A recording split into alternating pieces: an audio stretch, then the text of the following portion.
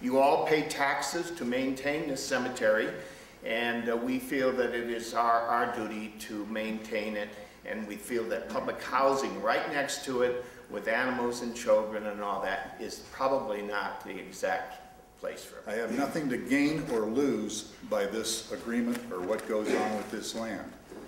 But as a citizen, I felt it was my duty to speak out because there were two things that were so glaring that I had to speak about them. First, as the gentleman before me said, a man left his will in perpetuity.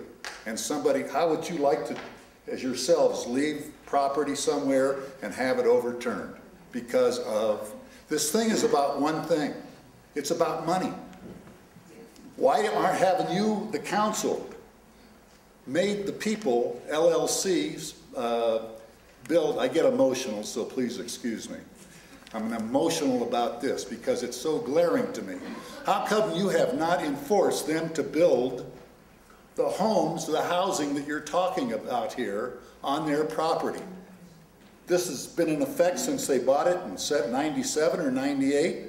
How come it's just sat? And all of a sudden now, you're willing to do this for them. It's about money. Has anybody told you what this fractional stuff's going to bring them? Unattended pets roaming and defecating on a golf course in the cemetery. Serious accidents involving automobiles, cyclists, or pedestrians. Serious accidents involving automobiles, cyclists, or pedestrians resulting from unsafe access to and from the property from a busy highway.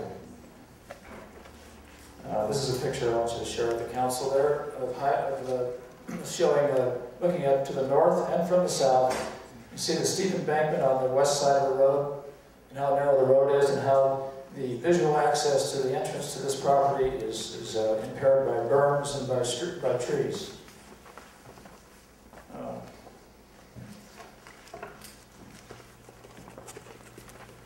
Lack of privacy, peace and quiet of a funeral or memorial service, or just friends and a family, someone trying to share memories in the cemetery. A tragic outcome from an emergency vehicle unable to get in or out of the property due to unplowed snow, parked cars, recreational vehicles, not to mention parking on the highway for guests who don't have room to park. There's inadequate parking on this site. It's about enforcement. As Barrett mentioned, they had problems with where development in Thunder Springs, and just not enforcing the rules and accepting in lieu fees instead of getting units built on all these projects. We keep letting developers give their money away. We need to get units built. I think a lot of the reason there's so many people here is this thing kind of slipped under the radar until somebody noticed it. And I think this has to do with what started with this new public-friendly review process for hotel development. It was so condensed. When you look at those proposals and all the other application, there's too much information too fast. The public, the city staff, the city officials, and the developers can't keep up. The website is difficult to follow and find information. The applications change, the meetings change, the agendas of meetings change, and the information changes. Procedures are not being followed. There's very poor noticing. In short, the process is failing. I think that there are very serious problems with this project. People have already gone over the real estate and legal problems. One that hasn't been covered in depth enough, I think, is the developer agreement that was made. And Dave spun it a little bit. He talked about how they're different, Wareham's different from his company. His company, or the people he represents, are the business successor, and therefore bound by the agreements of that business. And in the developer agreement, it says that the housing has to be on site. It was amended, read the senior housing, in one of the original documents to let them pay $600,000 instead. It was amended, and therefore they were able to do it. It was not amended about the affordable housing. If the city of Ketchum had pushed Thunder Springs into fulfilling their obligation, we would not be here tonight. Thunder Springs has a problem. They haven't met their commitment.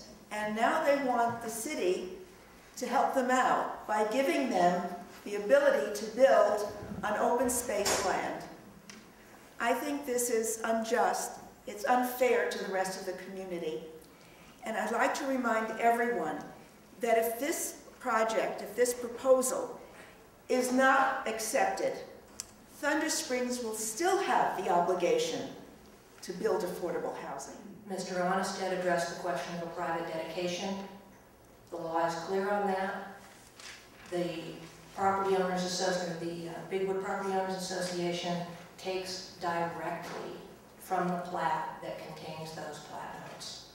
Our deed refers specifically to that particular recorded version of the plat. That's a dedication, there's an acceptance. The association itself has the right to enforce those plat notes, and they intend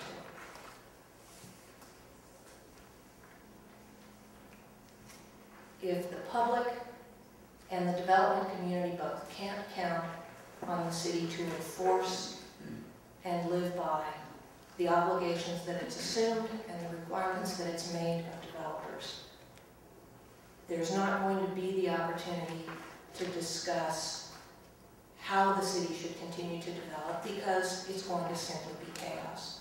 For all of these legal reasons, this application can't be granted, and if it is granted, it will be challenged.